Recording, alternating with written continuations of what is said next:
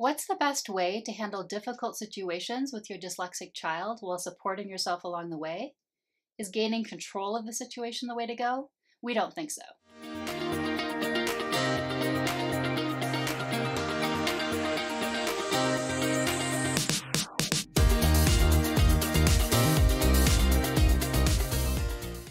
Okay, so let's consider a couple different scenarios that might seem familiar to those of you with dyslexic children. So in scenario one, let's say you're fourth grader, so that would be someone who's around about 8 or 9 years old, comes home from school and tells you that in class that day, their teacher made them read something aloud that they had never seen before.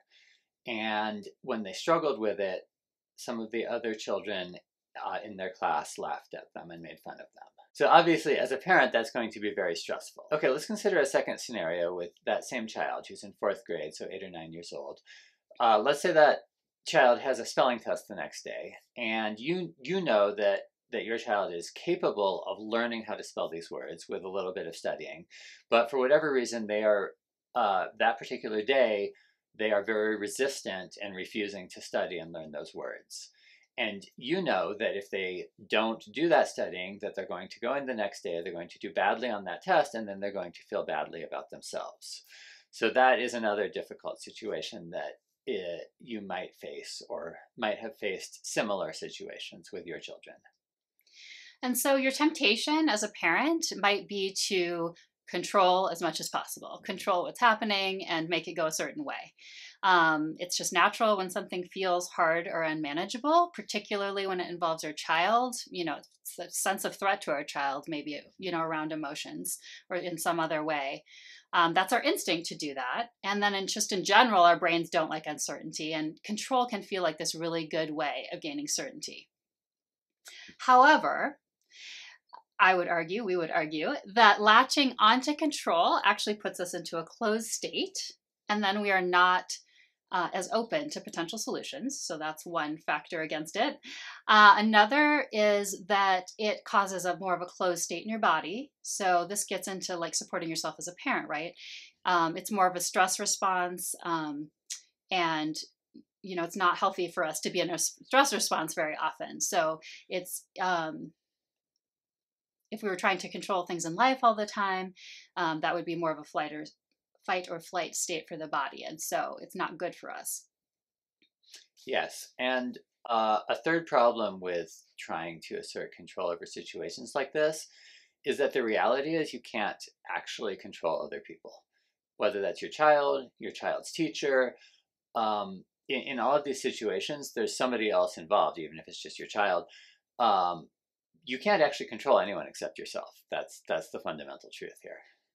So in the book Die Empty by Todd Henry, he talks about control and it not being the way to go. And so what he talks about is that you should strive for influence rather than control, which is a good philosophy in lots of areas of life. But we'll talk a little more about how it's applicable to these situations with your dyslexic child. So how might you approach a situation where you feel like you're starting to want to control things? Okay, so the first step is to notice that you're doing it.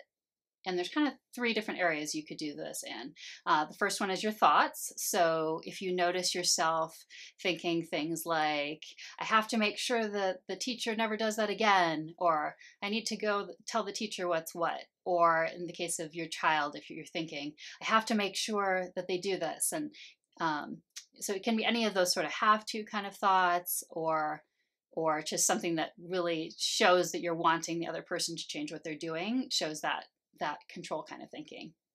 Mm-hmm. And emotionally, you might notice this as feeling angry. You might feel like you want to go yell at the teacher. You might feel frustrated with your child. You might have sort of emotions around feeling frustrated that your child has to deal with this, sad for your child that they have to deal with this, that other children don't have to, things like that. Right, so lots of different emotions can crop up, and sort of a combo with thoughts and emotions are that you might find yourself really like either ruminating about the issue, or it immediately has grabbed all your attention. Maybe there's some other stuff you're supposed to do and you can't focus on it now. That's that kind of combination of the thoughts and emotions. And then just physically, you probably would have a sensation of feeling more tight or closed. You might notice an actual anxious sort of feeling. Maybe your pulse rate goes up a little bit or something like that, or you feel more dysregulated potentially. So the second tip is to think about how you might then disengage from that sort of immediate impulse to control. So one idea is that you could try to get space from the situation first. So that might even involve physically, being alone a little bit, or not. It could be more of a just coming into yourself a little bit, depending on where you are in the situation. And then you'd want to take some deep breaths. And secondly, it's good to take some time to acknowledge your emotions. So let yourself really recognize what you're feeling and name the emotion, anger, and let yourself really feel it. And that can help you also make the link a little more with the fact that what you're feeling is, you're feeling something that's making you want to control. It can make that link too between what you're thinking and that wanting to control in your feelings. And then, so that's kind of a physical way of removing yourself from the situation, taking deep breaths emotionally to acknowledge what you're feeling and feel it.